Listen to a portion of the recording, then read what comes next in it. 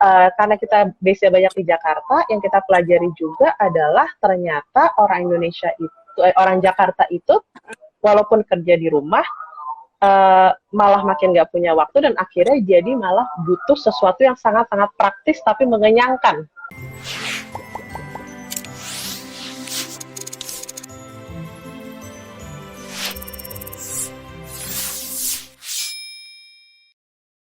Nah, ini kalau misalnya kita lanjut ke pandemi nih, Mbak Putri.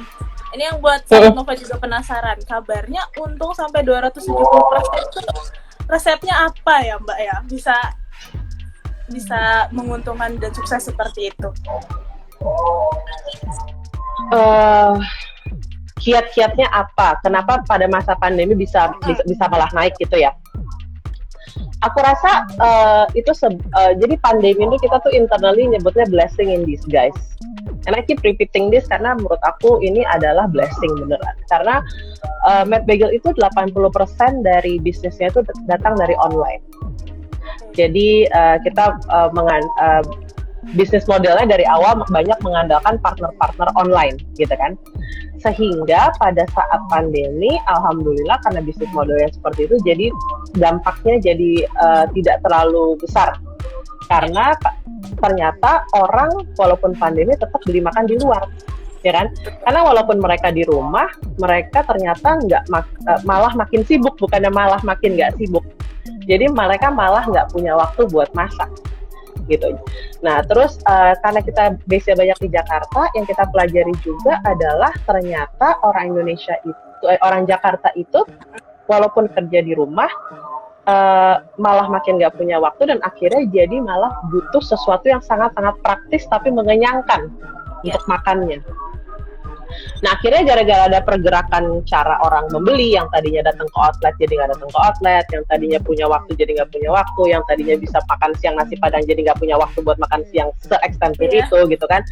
Akhirnya dengan perubahan-perubahan itu justru malah menguntungkan Matt Bagel yang punya bisnis model online first, yang kedua mengenyangkan, yang ketiga super praktis. Jadi kalau makan Matt Bagel itu nggak berantakan, bisa sambil kerja, bisa sambil ngurus anak gitu. Yang ternyata ticking all the boxes yang dibutuhkan consumer pada saat pandemi. Gitu. Jadi kita dari situ cepat beradaptasi.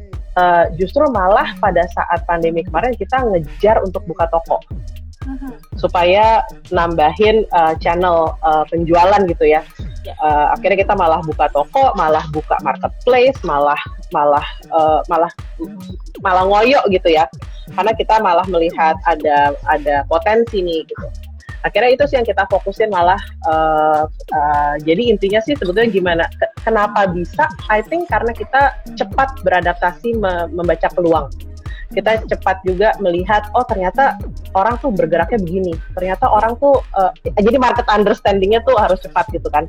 Kita cepat beradaptasi dengan itu dan akhirnya kita bisa bergerak ke arah yang memang ternyata menguntungkan kita punya bisnis gitu.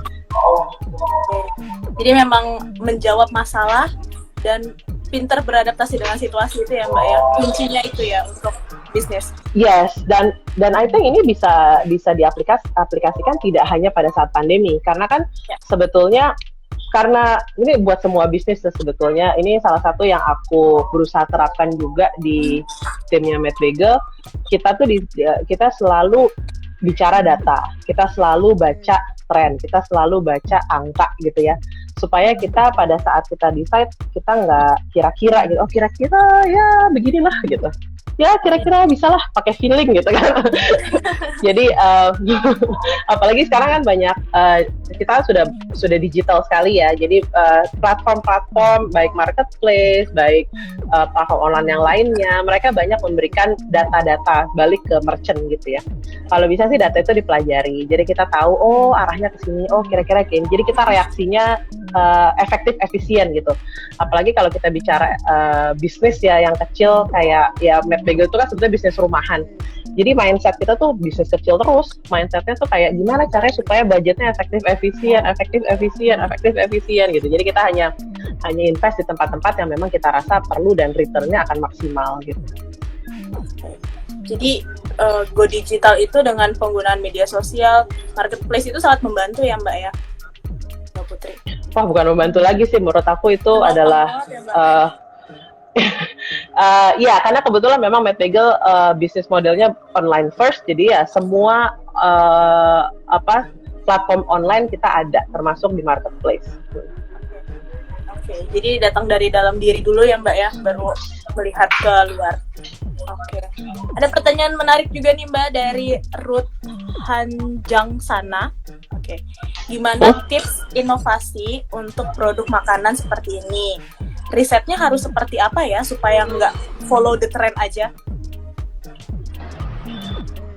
Kayaknya kalau kita jualan bagel, kita udah nggak follow the trend. Oke.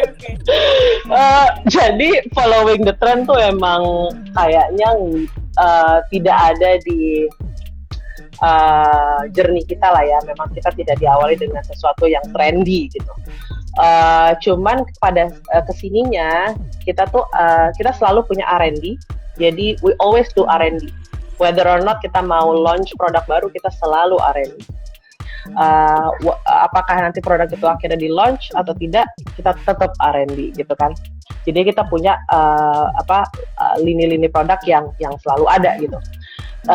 Tapi biasanya kita membaca trennya dari taste seperti apa sih yang diminati market gitu. Kayak bulgogi kimchi nih, bulgogi kimchi itu tuh kita ada, sebetulnya kalau di luarnya kan di original bagelnya di mana itu kan nggak mungkin ya ada bulgogi kimchi. Cuman bulgogi kimchi itu kita bikin karena waktu itu lagi K-pop K-drama and K-pop fever. Demam Korea gitu kan. Akhirnya kita merasa wah ini menarik juga nih gitu kan, cocok nggak ya, ternyata pas dibikin wah enak juga gitu, dan ternyata kejual gitu loh. Terus kita itu juga punya sesuatu yang pedes gitu kan. Kita harus punya sesuatu yang pedes tuh gimana ya, orang Indonesia kan suka pedes gitu kan, tapi maksudnya kasih cabai rawit ya kali gitu kan. Akhirnya kita punya jalapeno bagel gitu loh. Jadi kita tetap melihat sih sebetulnya tren market itu kemana, tapi nggak plek-plekan kita taruh misalnya kayak boba gitu, kita taruh boba bagel yang nggak juga gitu. Kalau kita masih punya batasan lah ya supaya tetap Mad Bagel banget gitu loh. Walaupun kita tetap membaca tren di market itu kayak apa sih.